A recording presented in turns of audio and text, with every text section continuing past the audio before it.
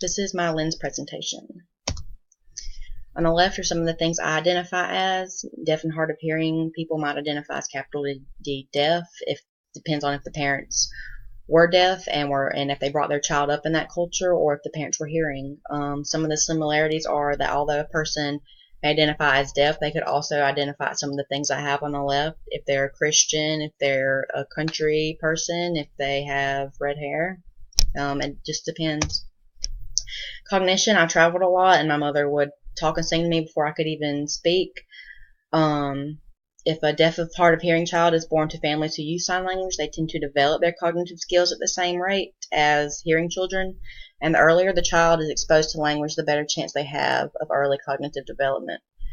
Some of the similarities were language is just necessary for all languages at a very young age. As soon as a child is born, they need that language for proper cognitive development.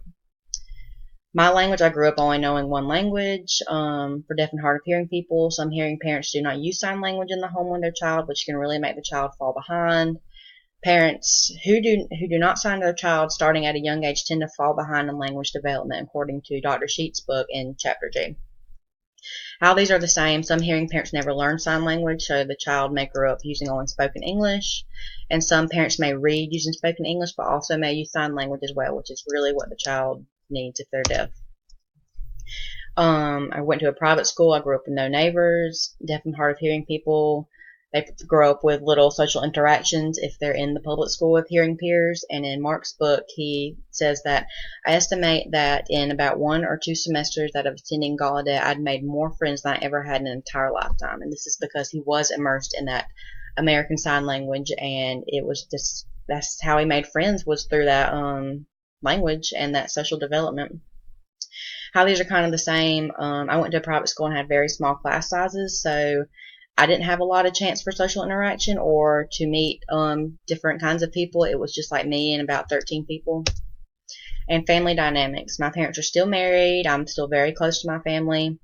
Deaf and hard of hearing people. I know in Mark's book he talks about dinner table syndrome, which he's kind of just sitting there, just nodding his head and really not getting any of the conversation. And if the child is born to hearing parents that do not sign, the child may feel that he or she is the outcast. And how these are kind of the same. Growing up, I felt like the black sheep in my family most of the time because I was very shy. And to this day, I'm still looked at as the child of the family because, like some conversations they have, they just kind of leave me out because I am the baby. But these are the references, and thank you for watching.